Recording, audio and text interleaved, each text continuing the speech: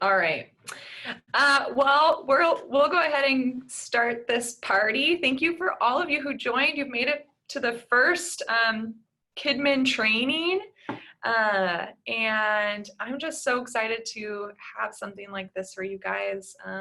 You all work so hard and you serve kids so well, and just to be able to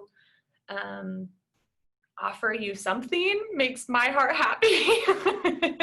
Some way of support. And so Amber and I are just, we're excited to be on your teams and cheer you on, and hopefully, hopefully we'll be able to continue to support you for a long time. So today we have our special guest, and on my screen she's right in the middle. Hi, Leah. Thank you for joining us. Leah's the new Children's Disciple Making Director for the CMA, so for our huge network of churches. She's got an exciting topic to speak to us on that I all emailed you about. But before we dive into that, let's just ask her a few questions and hear about her and her heart. So Leah, tell us about you and where you live and your family, and Sure. So where I live might be a little complicated to answer right now. I'm Leah, and I've been working in the national office officially since April. I was serving as the Director of Children's Ministry at here in Toledo, Ohio, at Westgate Chapel, and was asked to consider this position. And so after a lot of thought and prayer and talking, we as a family agreed to do that. And before I was at Westgate, I spent 14 years in education. And that was an accidental 14 years in education. I began my work, actually, I had intended to be a missionary. That's what my studies are in. I have a couple different degrees in international ministry, and was really working hard towards that end. And my husband and I got married. We had a plan. We were gonna, he was working towards the missions aviation at Moody Bible Institute. And in the middle of all that, he got a mysterious illness that just sort of ended all those plans for us. And things just changed suddenly, and we were in this place of, oh, what do we do? What do we do now? Where do we go?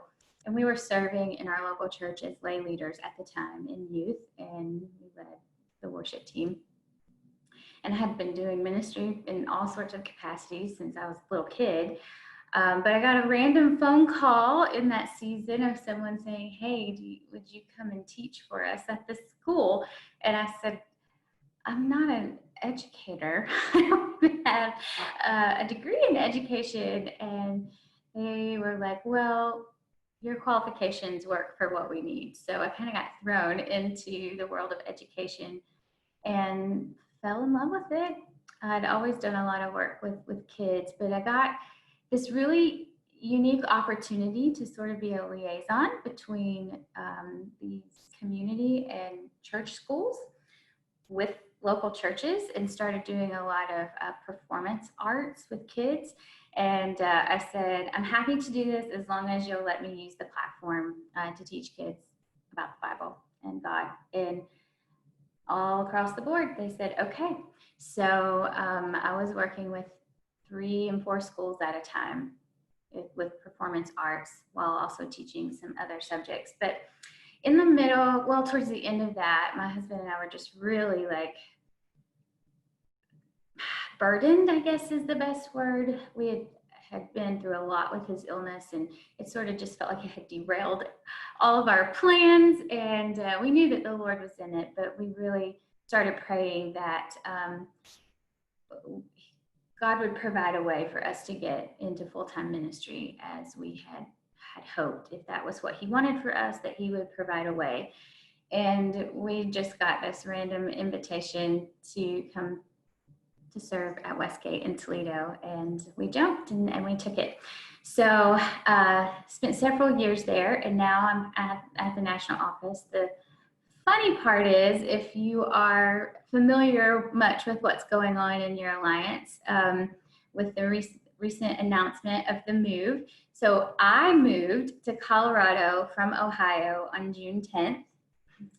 And on July 10th, 13th, I was told they were relocating, most likely to Ohio. So I moved my family back to our home in Ohio 1st of August.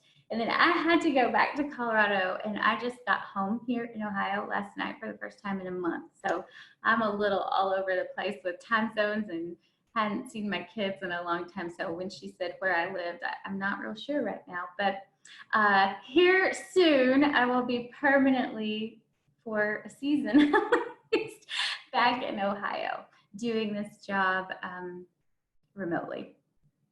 So that's a little bit of our story and journey right now. Oh man, wow.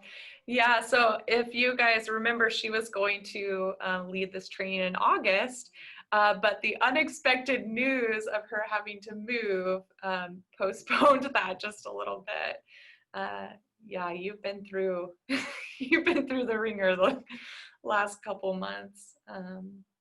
Which is really funny. When I was sitting down making the notes for sharing with you all today, I thought, I'm the last person that needs to be telling people how to do self-management right now. But I've been trying to follow my own advice. So. Oh, perfect. Oh, well, what makes you excited about your new role? Yeah, well, the last several years, I have just found naturally, I kept finding myself in situations where I was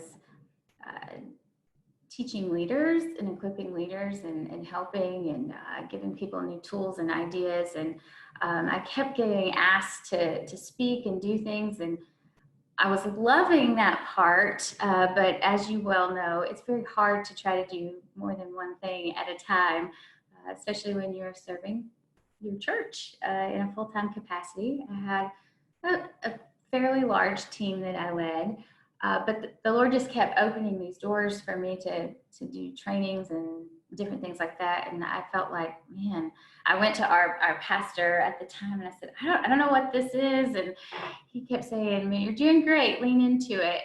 So when I got the call from the national office, I think what excited me the most was I was able to take this passion of equipping people and make that my full-time job, really. I love children's ministry. I love working with kids. And there's a part of me that's sad to not be in front of kids every weekend and every midweek. But at the same time, I also see the need all across our country for quality children's leaders. And I want to be a part of helping navigate that story for our Alliance family. So I'm really excited about that. Oh, that's awesome. And it's exciting to have you here and even give you a chance to live out what you feel God calling you to. It's kind of feel like we're participating in that as you get to invest in these awesome children's workers around the Northwest. So again, thank you for being here and yeah, for speaking into all of our lives and ministries. It's pretty fun. The last question I had that I didn't tell you I was going to ask, but I thought about afterwards was I've been doing a push for our folks here to consider doing the CDLC. I was wondering if you could maybe give a shout out for that. Absolutely, yes. So is everyone familiar with what the CDLC is? Do I need to start with what that is, or? Kind of depends on if they read my emails. Okay. So probably I won't put you on the spot. Okay. Some of you do. So the CDLC is a program through your Alliance family that offers a certification in children's ministry. And it was designed to be a real hands-on applicable tool that takes a year to complete, that involves coaching and some reading and work and stuff like that. And it's geared specifically for people who want to work with children in children's ministry. And you don't have to be, it's not necessarily for novice leaders, but you can, it's for all levels. It meets you at whatever. If you've been serving in children's ministry for 5 minutes or 15 years, there's something applicable in the program. It is changing shape a little bit, obviously with the change of leadership, but this next cohort is starting very soon, and I am actually leading this one completely because I wanted to experience the program from all full aspects of it. So this cohort and the one in January that begins, I will be probably most likely working with every student one-on-one through the process. But it's a lot of hands-on stuff. We're in the middle of tweaking it a bit to be more reflective of the season that we're in, because some of the assignments involves things that you would not be able to do right now. But it's been really good because it helps us push into areas that are beneficial when ministry doesn't look like what we think it's supposed to look like. But at the end of it, once you complete it, you also earn credits, graduate credits that can be transferred into, I know Crown College for sure. There may be a couple of others that will accept it as well. But yeah, it's a great program. We would love to have you a part of it if it's something that you're interested in. Awesome, awesome, awesome. And just a reminder to you guys, we do have some scholarships available if you are interested in that. And so let me know, because our hope is that we would pay a quarter, your church would pay a quarter, or the whole thing. But that way, if you do have to pay for it yourself, at least you're not paying for the whole thing, is kind of what. And as programs go, it's significantly affordable for what you get. Yep, yeah. So if finances are an issue, talk to me about it, because if you want to do it, I will help you. So yeah. Well, awesome, Leah. Thank you for just letting us get to know you a little bit, and your heart for, and your journey on how you got to where you are, and your heart for where you're at now. Yeah. So maybe without further ado, we dive into self-management for a healthy ministry. Sounds good. Let's pray first. Would that be okay with you all? That is a better idea. Lord, we thank you so much for this day, and I thank you for all the folks on this call, for who they are, for what they represent in your kingdom and in our Alliance family. God, I just pray that as we're each navigating our own space and our own work and our own priorities, that we would lean into you, and that you would give us your divine wisdom to do the work well that you have called us to do, and that we would experience your abundant joy in the process. And ultimately, that boys and girls all across this country would come to know you through the efforts of your people. We love you, and we give this time to you, and it's in your name we pray. Amen. Okay, so I guess we'll just jump right in. There might be a couple of opportunities where I would love to hear your feedback, so don't be shy if I ask questions. But we are going to talk about some tools for self-management. Some people like to call it self-care, but I don't, because I think there's a difference in taking care of yourself and managing your life. I think there's just a big difference in that. And I think sometimes when you use the word self-care, it sounds a whole lot like giving yourself permission to watch Netflix and a couple more lattes than you might normally order in a month, which, go for it. I'm for that. But what we're going to talk about today is a little bit deeper than that. It's more about leading yourself, because you've been called to lead a ministry. And I really believe I've come to the conclusion that we lead the things that we're in charge of best when we are managing all aspects of our life in the best way that we possibly can. And sometimes we think we're doing that, but if we're not really purposely choosing to make management of our time and of our personal life a priority, then it just sort of becomes a back burner. And I know for people who work in ministry, that's super easy to happen, especially if you are serving with very many people and you get very many calls or needs, or you find yourself wearing multiple hats in your role, whether it's in your professional life or in your personal life.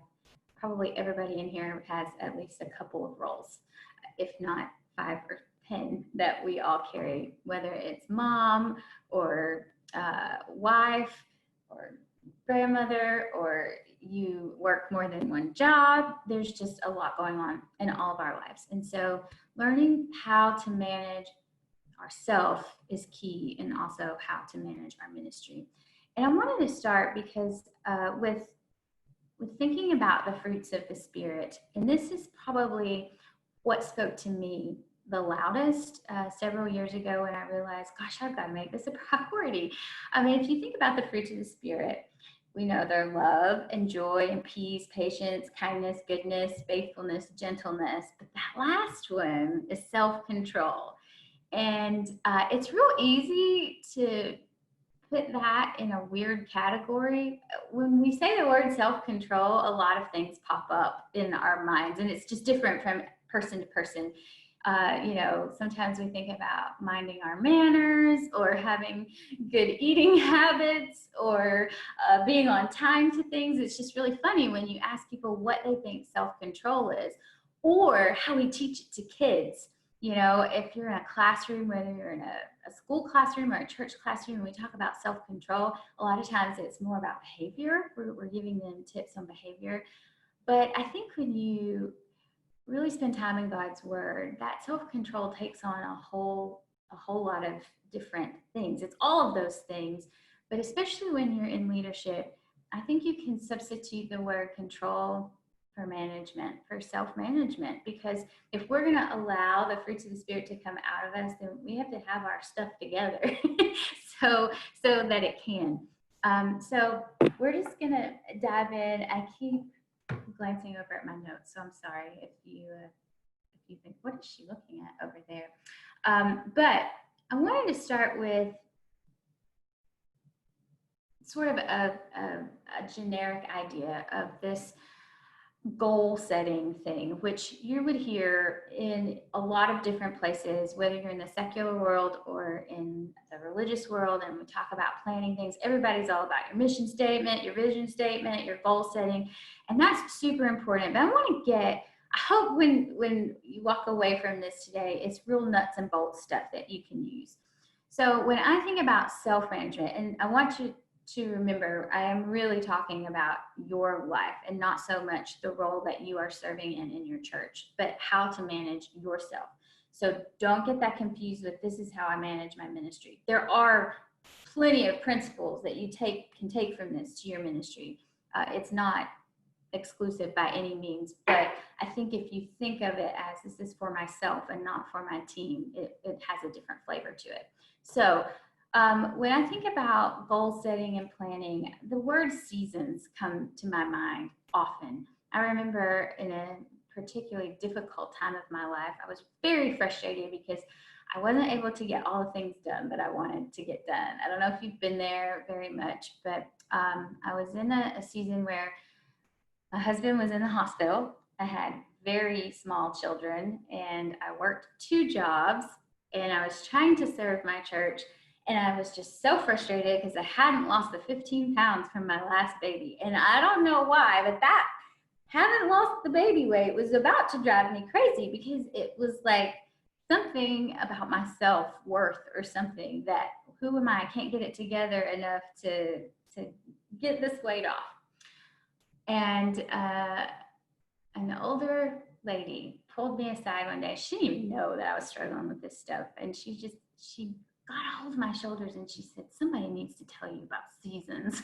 And I said, what do you mean by that? And she said, Leah, there are seasons in your life where things take different priority. You need to recognize that and lean into it. There's no way that you can make everything priority all the time. You just can't do it. And if you're trying to do it, you're going to drive yourself crazy. And so I want to start there and say, when you're talking about whether it's your ministry or yourself or both, there can only be so many priorities at once in a season. And each person that's sitting here, you have a different priority list than the person next to you. Our lists are not going to be the same. Obviously, because we're people of faith, one of our highest priorities is going to be our spiritual life. That's a given. But when we talk about our work and we talk about our life, there are things that have to take back seats sometimes. So I always tell people it's always really important to sit down and do the hard work of editing yourself and say, what is my priority for this season? I've come to the conclusion I like to think of a calendar year in chunks. Whatever kind of natural ebb and flow you have to your life, I would say to start there. If you have kids, you've got a school year calendar, or if your church calendar is very demanding, like there's certain seasons that are really busy, you know your life schedule. And I like to sit down and look at mine and think about it in a year in Leah's terms. So for a lot of folks like us that work in ministry, I think the fall feels more like New Year's to me than January. I don't know if you all feel that way, but you've got all these ministry kickoffs and back to school, and you're doing these things to really like ramp up your ministry. So it feels like the New Year celebration, especially if you're out buying new school clothes and ink pens and highlighters. I don't know, it just has this feel of New Year. So I tend to think of my calendar year in that sense.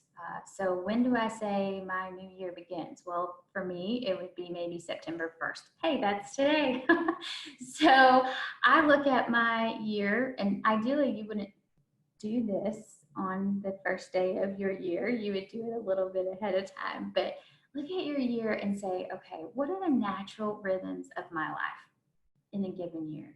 What naturally occurs that are going to happen no matter what? You know your church's tendency to schedule things. Obviously, right now is a little different, but you still know the ebb and flow of the seasons. You know your busy times, you know your down times, and you know your kids' busy times or your spouse or whoever. And I like to sit down and look at that and say, what are 2 or 3 things in this year that are a priority to me that I want to say, this is the thing that I felt like I accomplished or got on top of or got under control for this year.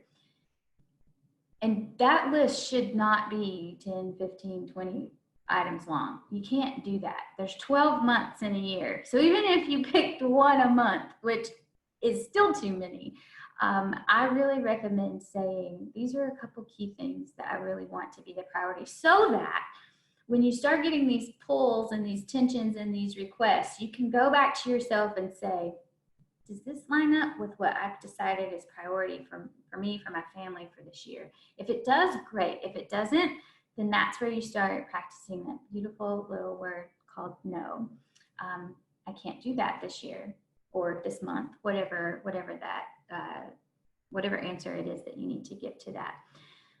But it is important that you say, these are the goals. So if you're feeling like, man, I've really neglected my family a lot this past year, or I've neglected my health a lot, if there are certain parts of your life that you're like, gosh, I just feel like all I did in that category was survive, then that might be one of the places that you want to prioritize this year. And we all have those. We all have survival seasons. And you might be in the thick of a survival season. And what I'm saying to you might be like, well, that sounds like a pipe dream, but I just got to figure out how to get up every day and keep everybody alive. I get it. That's a real place too. But your priority list is really important, because that's what you want to try to protect as much as you possibly can in a year. Then once you make your priorities, and you've got that calendar out, you need to start penciling them in. One of the things that I realized I was doing poorly several years ago was I was letting a schedule dictate my life and not letting me dictate my schedule. Meaning, I would sit down and I would put in all the things that I was like, okay, we have to be at this thing and we have to do this thing. And sports schedule looks like this, and I know I'll probably have to do a program on this day. I was plugging in all the things, which obviously there are things in our lives that we don't have a whole lot of say over. The school does not call me up and get my permission on the academic calendar for the year. So there are things that I cannot obviously control. But what I have learned to do is write out my calendar first and say, okay, in this given year, what is it that I want for myself or my family or my situation that I can prioritize and put on the calendar and work other things around so that I'm not constantly making an excuse as to why we didn't do that vacation that we talked about for 6 years. And I know a lot of people put those vacations off, or that trip to see grandma, or whatever it is that you've been wanting to do, because it's really easy to turn somebody else's priority into your priority if you are not making your own calendar a priority. A personal example that we learned the hard way was my work week for many years has been Sunday through Thursday, and my husband's work week was Monday through Friday. So we only had Saturday off together in a given week, unless one of us took a vacation day. Well, very rarely did we sit down and think about who's going to take a vacation day so that we can have a weekend off. We would just learn to navigate who could take the kids where, what I could run errands on Friday so we could do this thing on Saturday. And I was obviously at church all day on Sundays. And that works for a while, but if you're not careful, it can really start to be a negative thing when you think, man, I have given everybody else the best of me, and the people who are supposed to be the priority in my life is getting the scraps, the leftovers, and we aren't prioritizing a weekend. Like, we are going to have to say we're taking days off to have an actual weekend as a family. And I want to be careful here, because there's like a couple thoughts that flow in the world. There are some people that are I'm going to say it. There are some people that are so self-centered that there is no flexibility in their life. Like, me first, me first, me first. I'm not saying that. Because as believers, people of faith, people in ministry, we know that God has not called us to be self-centered and self-serving all the time. And I think there is a lot to be said for people who are flexible and willing and are ready to stand in the gap when someone needs that. And I would never, ever counsel anyone to not have that attitude and mindset. But there's a difference between having that attitude and mindset and not prioritizing some things that God has asked you to prioritize, like your family and your downtime and your Sabbath. And if you work on Sundays, which pretty much everybody in here probably does, you're going to have to prioritize a Sabbath that's not a Sunday. And anybody struggle with that out there? Anybody? Yeah, I see it. Yeah. Prioritizing a Sabbath is weird when you're doing it all by yourself. It's just weird. It's real easy to make that the day you run to the dry cleaners and the grocery store and all the things that you didn't get done in a week. That's not God. God doesn't desire that. He wants us to prioritize rest. So make your list of goals, your plans, make your calendar out that reflects that, and try to stick to it with the understanding that, yes, it's not going to be flawless. Yes, you're going to have to cancel your plans sometimes. You're going to disappoint yourself and you're going to disappoint other people, but it's okay to work really hard at prioritizing some things. Now, I think probably the third most important thing is somewhere on that list, really close to the top, is your health. You have to prioritize your health. Because first of all, it's not a given that you're going to have it all the time. Second of all, it can be something that slips away from you really easy if you're not careful. And it will affect your ministry. It will affect your family life. It'll affect every part of who you are. So what does it mean to prioritize your health? That does not mean telling you go on a diet or join a gym. I don't mean that, although those are not bad things. If you can do that, if that's something you can add to your life, then by all means do it. But what it does mean is, what does it look like to take care of a healthy you? What does that look like? That's different for everybody. You know, some people, to take care of themselves, is they need to get up in the morning at 5 a.m. and run every day. That's not me. I don't know. That's not my take care of myself. Is that you? I have become a runner. Good for you, John. But I run at 11 o'clock at night, which is weird. But that's what works for me. So the thing is about your health, I'll give another example. Before, probably 2 years ago, fall is a really busy time, probably for all of you all in children's ministry. The church that I served in, we had these massive kickoffs, and then we also have our own full-fledged carnival, I guess is the best way to put it, that we would run for the city for multiple events. We're talking thousands upon thousands upon thousands of children, and this mobile carnival that I would take and set up bounce houses and just the whole deal. And I remember in the middle of it going, oh my goodness, I can't do this. Like, I can't do this anymore. It's wearing me out. It was too much, and we did make a change. But B, I wasn't healthy. I hadn't done anything I was not eating healthy. You don't eat very healthy at carnivals. A lot of deep fried, sugar coated candy apple junk. And what felt good in my mouth was not always good in my body. And it's real easy when you're really busy in ministry to not even think about it, especially if you're working with people or volunteers who just show up. I don't know if you guys ever have this, but someone just shows up routinely with a pound cake and wants you to like eat it in front of them because they love you so much. Anybody been in that situation? Where you're like, oh my goodness, please quit bringing me casseroles. Been there many times. And if you're not careful, if you do that and you stay in that zone too many times, suddenly you really aren't very healthy. But healthy, not just in body, but healthy in mind. And getting out of some bad routines is just really important. So I did a lot of reading on what does it mean to be healthy. I wasn't concerned about being thin or being all these things that culture tells us. I just want to know what healthy looked like for me. And I found a lot about spending outside time, and what a 20-minute walk will do for your body or run, whatever you like, is tremendous. So I made it a priority, whether it was 10 o'clock at night or 8 o'clock in the morning, that at least 3 times a week I was by myself on a walk outside, no phone, no phone.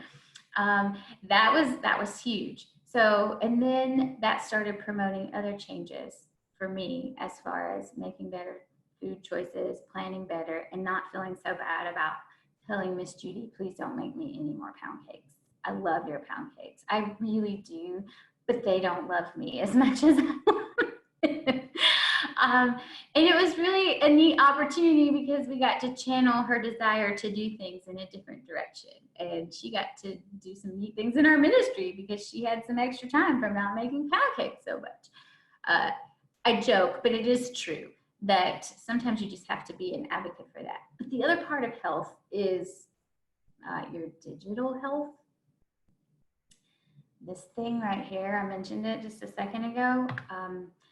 I got to a point, I don't know what the size of any of your ministries are, but I'll share just a little bit about mine. I had 133 volunteers that reported to me, and 3 staff members. And my phone rang all the time, my text messages all the time.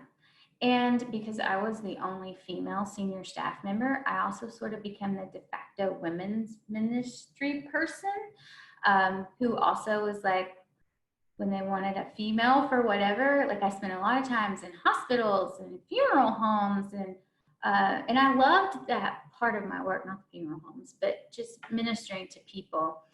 But what I found was that I was suddenly accessible 24/7 to our entire congregation, and I felt obligated to do that. What if somebody needs me? I don't know if you have thought about that before or have said that to yourself. I can't do this if someone needs me. But I got to the point where I realized I'm no good to anybody if I don't step away from this from time to time. So I very kindly, very frequently made a policy and reminded people often that on Fridays and Saturdays until after like 4 p.m. on Saturday, my phone was not accessible.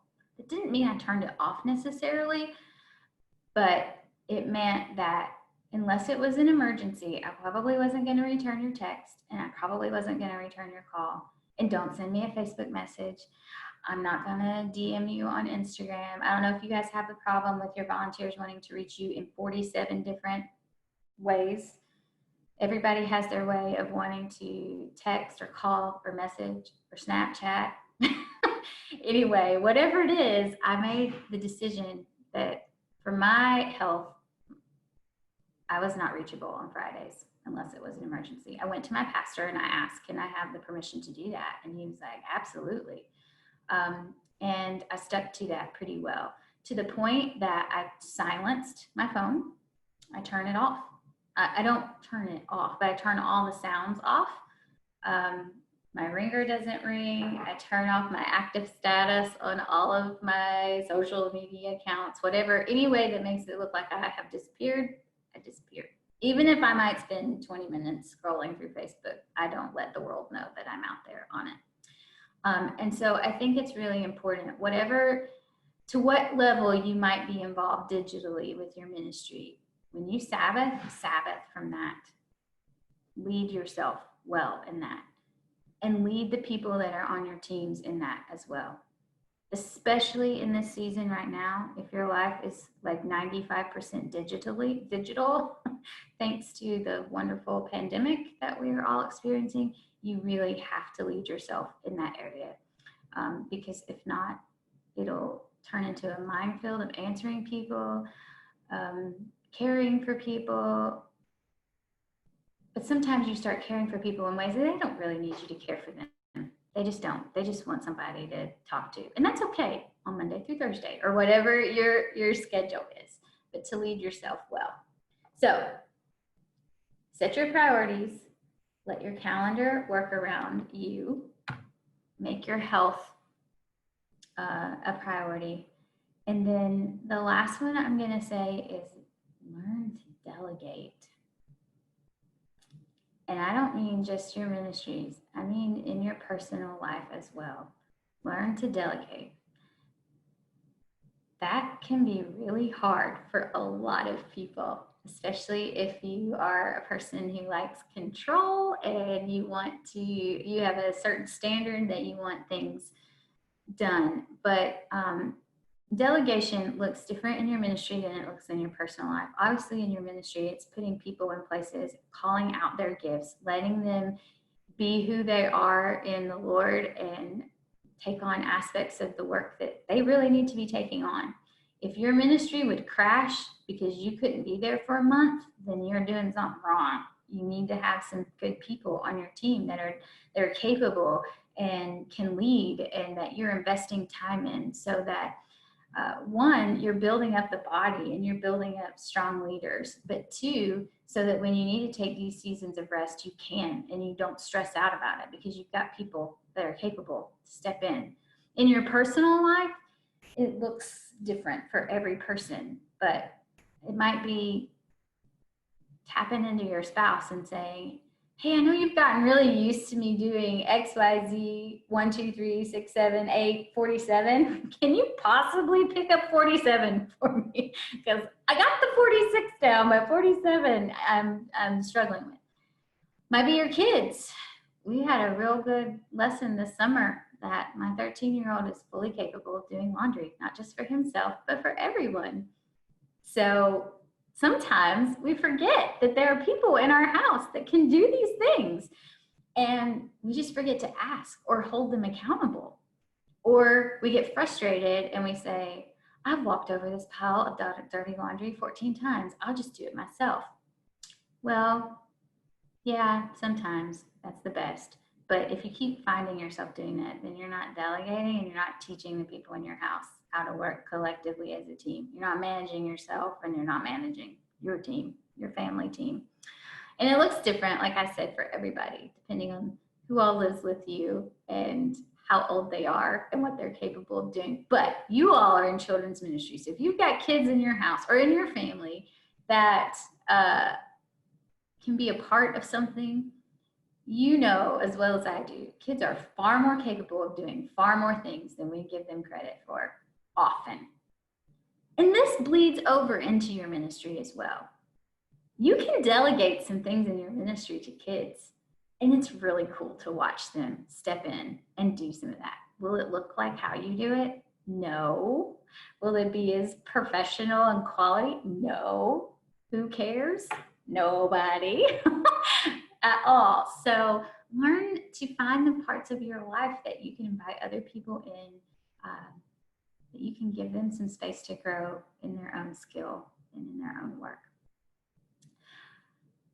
Now, that's pretty much the main principles of what I wanted to say, but I will throw this in for bonus.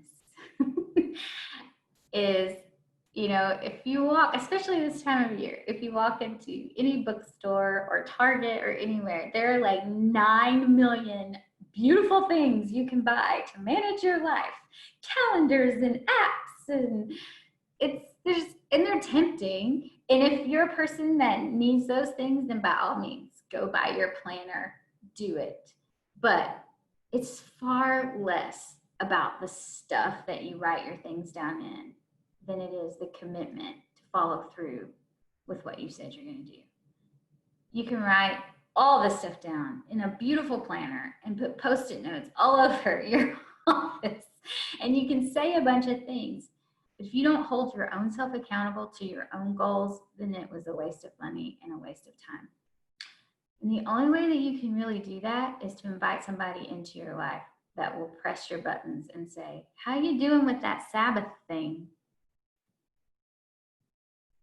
How are you doing with turning off that phone? And someone who won't just take your kind little, well, you know, I tried. No, you need somebody that's going to say, what does that mean? What does it mean that you try? You can't try to turn your phone off. You either turn it off or you don't. So if you don't have that person in your life, and that's hard to find sometimes, I will readily agree to that. Start asking the Lord to show you who that might be if you don't have that. Because it's real easy to let ourselves off the hook, right? It just really is in any of these disciplines in life.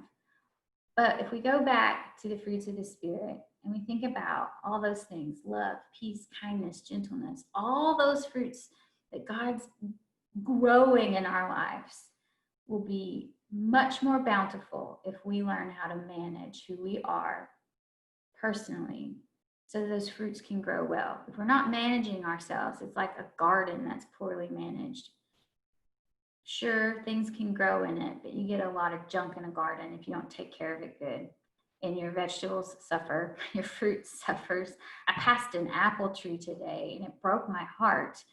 It was so overgrown and there were still so many beautiful apples, but nobody in it was taking care of it. And there were so many apples rotting around the ground. And I don't know, like I love apples and baking apples and putting cinnamon on apples. I stood there thinking, I want to be in charge of this tree. There's so much fruit here. And I thought, gee, what a picture of who we are. We have fruit. If we have the Holy Spirit live in us, He's growing fruit in our lives. If we don't manage that, we don't take care of ourselves in all these different aspects, and it's like that. It's like all this fruit that's not being put to good use. So that's my encouragement to you. I'm happy to give my input. If there's something that you're like, I just don't know how to get a handle on this, or you want to ask my thoughts or suggestions, it can be about your ministry. It doesn't have to be all about your personal life. I'm here. I'm happy to answer questions, give you some input. So that's all I have, Hannah. Yeah, feel free to ask questions. Does anyone have any? Thank you, Leah.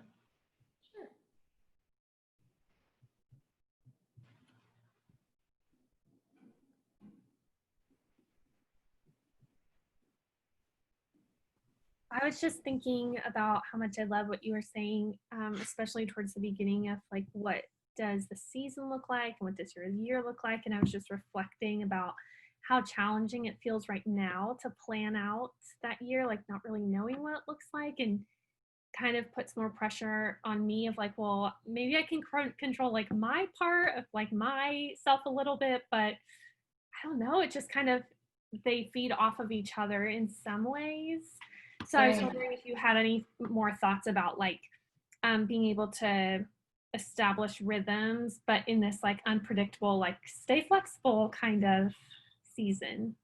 Yes, it is really hard. There's no easy answer to that, especially when your whole rhythm can change from one week to the next based on somebody making a new law or a new ordinance or a new color. I don't know if you're in this situation where like our state, I've been following Ohio and Colorado because I've been swinging between the two, and it's like colors and levels and numbers and ratio. Like, yeah, one week you might have a certain rhythm and the next you don't.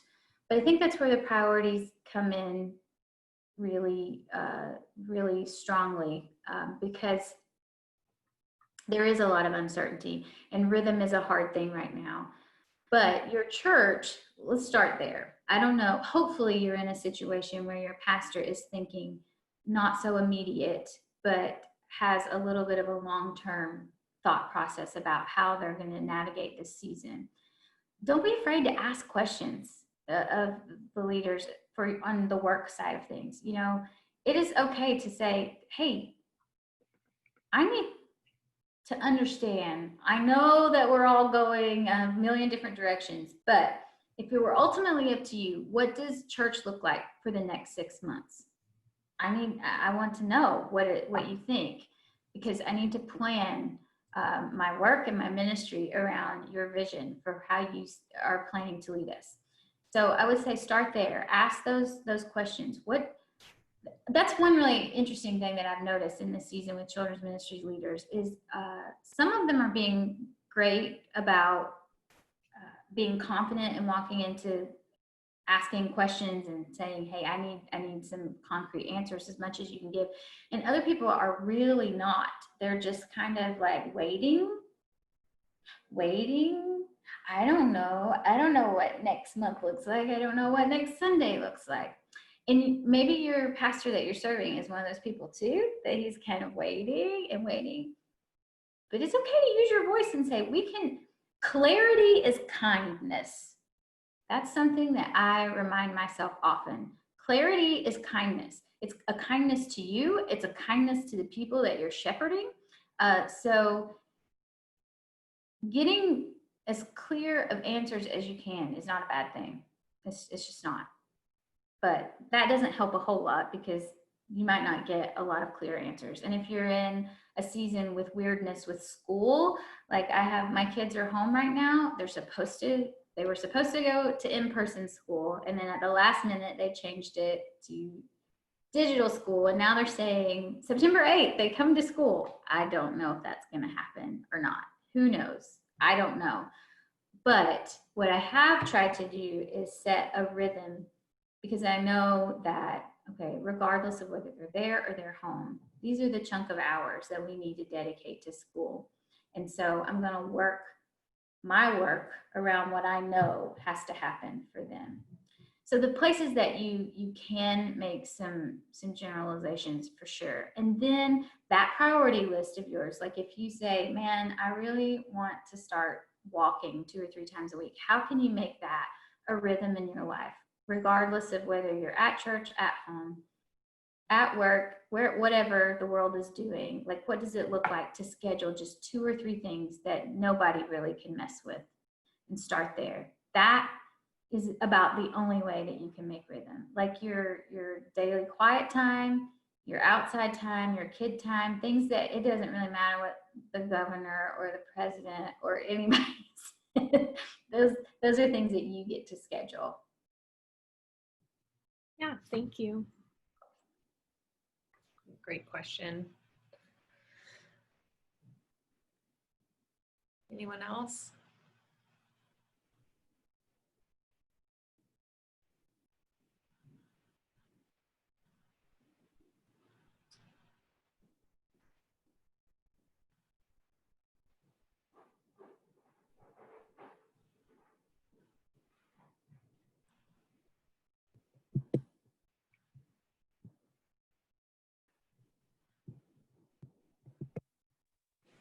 Thank you for sharing, Leah. It was really awesome to hear that.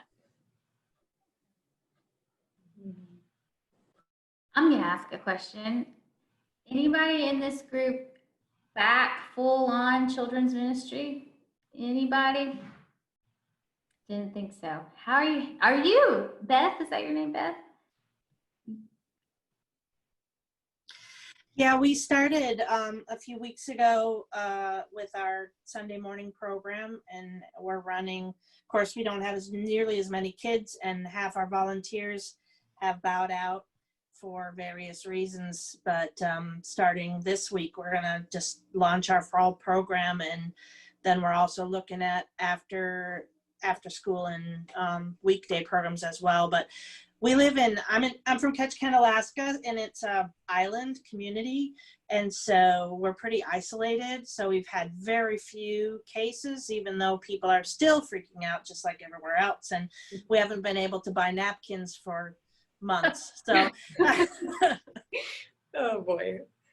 Do you have But, toilet paper though? Might barter some napkins for toilet paper. Yeah, I have toilet paper. So, but we do have, even in our own church, a lot of people that are judgmental and people that are not happy with the decisions we've made as far as our COVID, because in children's ministry, what I found is there's social distancing does not exist with kids.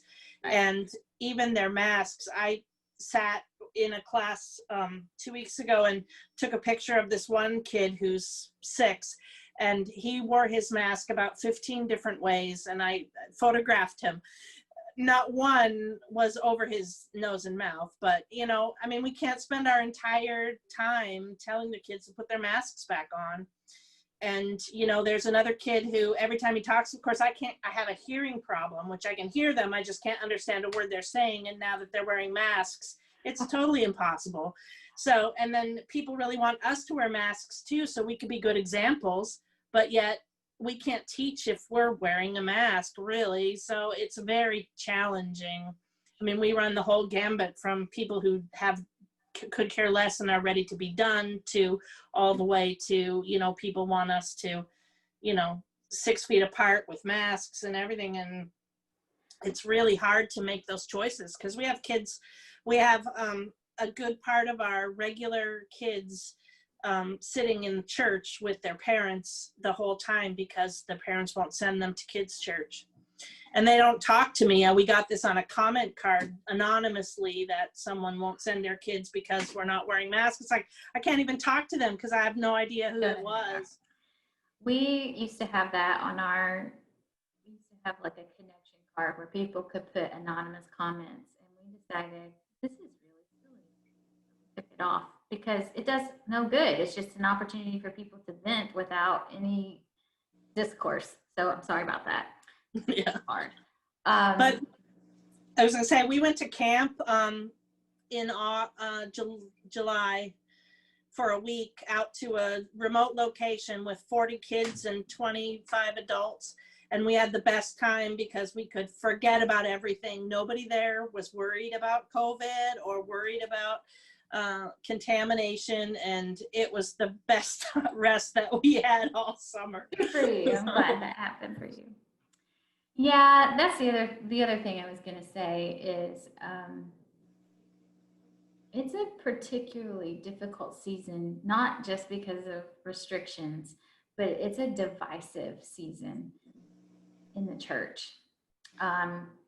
Between your COVID policies and the political world that we have going on and the racial tensions that we have going on, and it feels like it's super polarizing.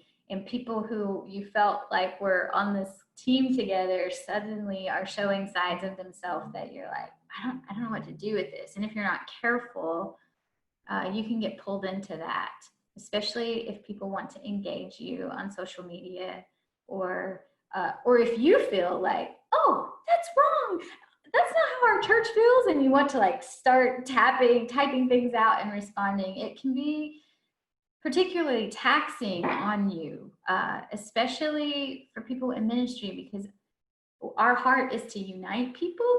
And I think one of the things that I know I have to be really careful in this season is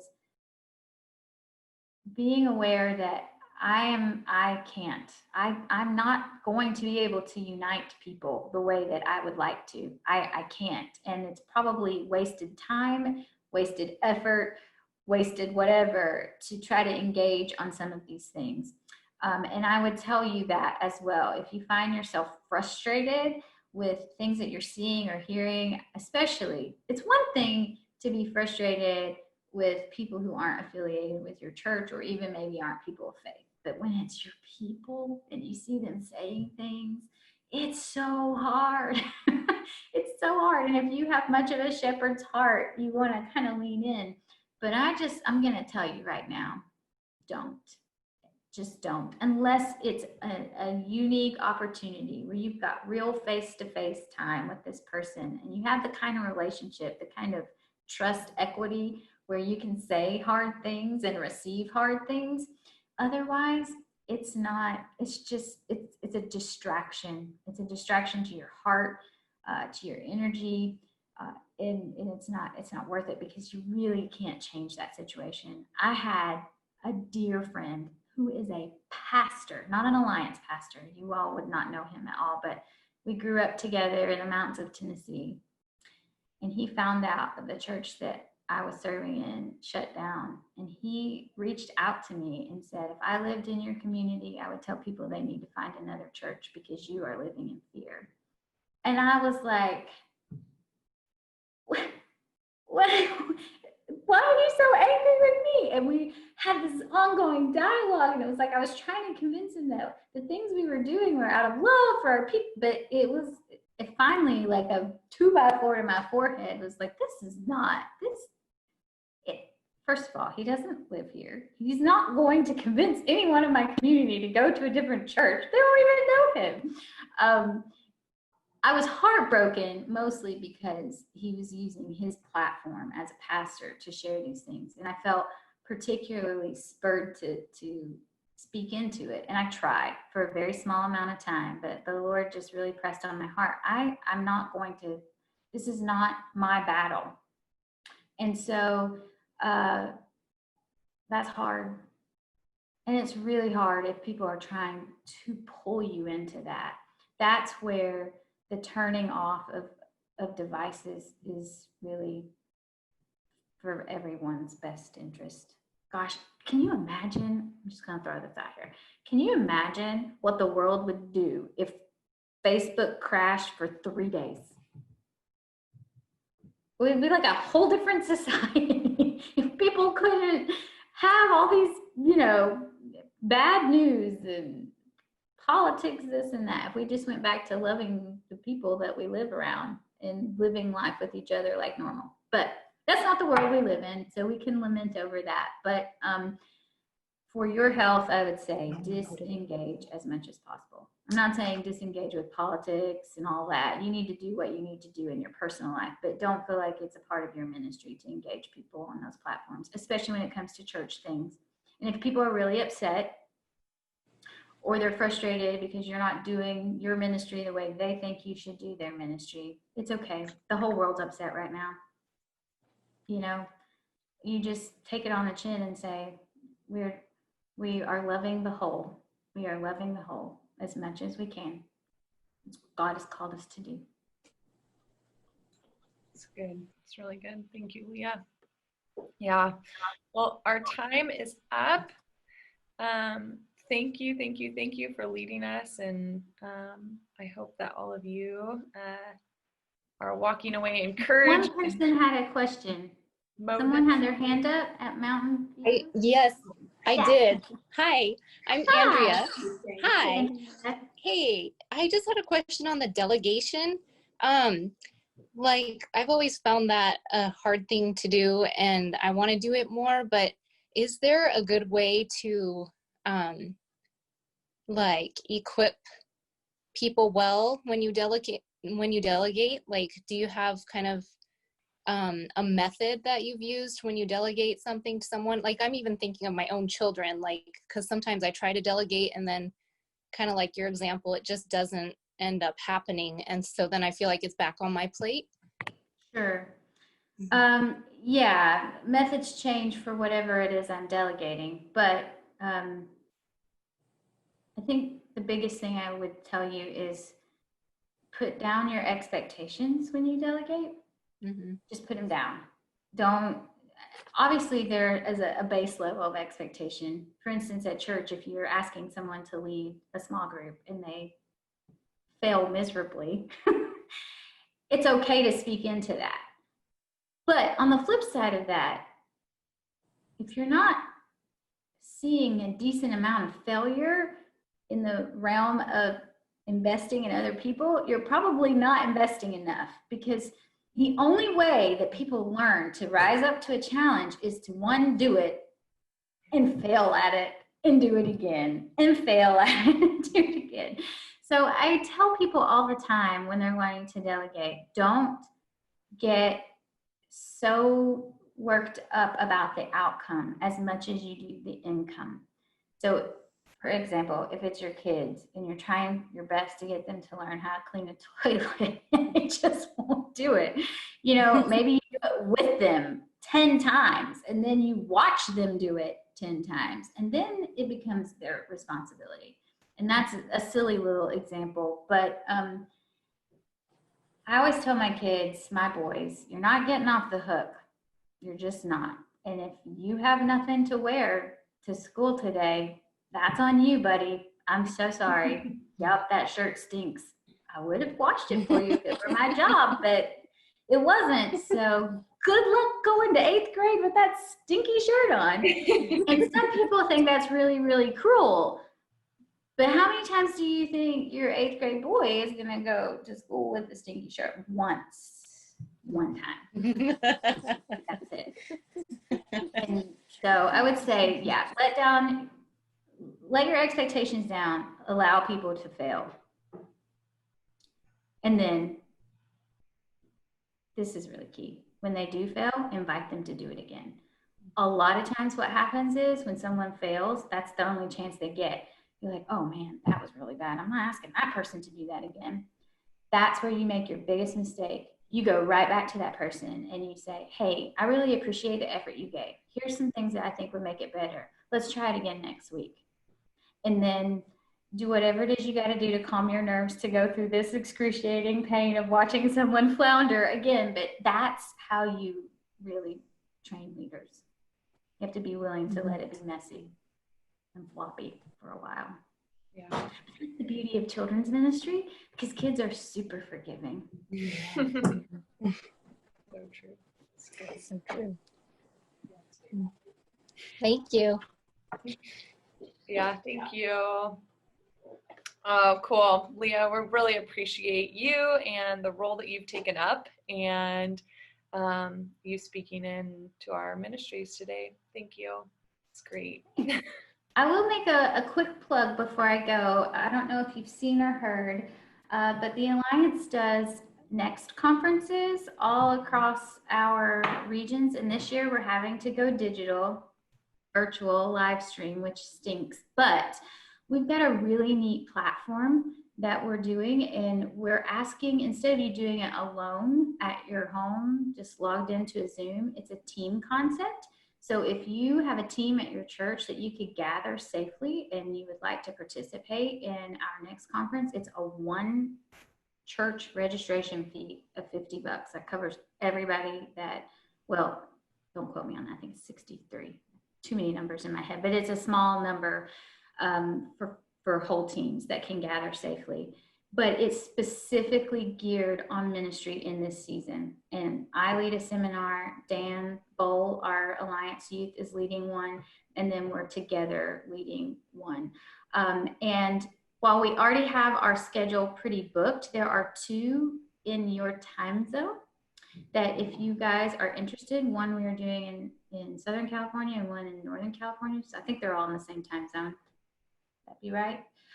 If you were interested, I would highly recommend getting a few people together. It's meant to be like a workshop environment. It's not just to listen to people. It's here's some concepts, and you guys spend a few minutes working these things out. So I'd like to invite you to that if that's something that would be of benefit to anybody. Awesome. Thanks. I'll get more information from her and pass that on to you guys. So cool. All right. Well, thank you. Bless you, Leah. And it's good to see the rest of you. We have a connect in 2 weeks, same time, same place. So hopefully I'll see you soon. Yeah. And then another training next month. So cool. All right. Thank you, everyone. Good to see you. Keep up the good work. Stay encouraged. Thank you, Leah. Have a great day, everyone. Bye.